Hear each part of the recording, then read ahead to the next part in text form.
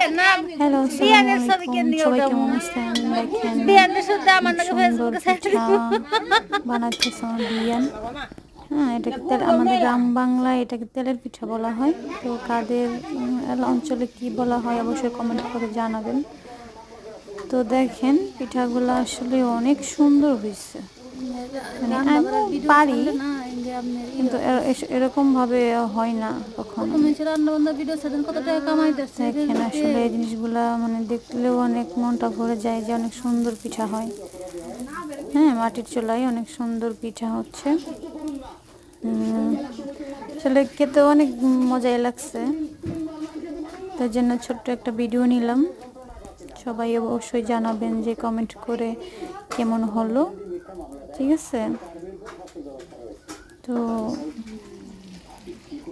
দেখেন পিঠাগুলো অনেক সুন্দর হয়েছে। সবাই ভালো থাকবেন অবশ্যই।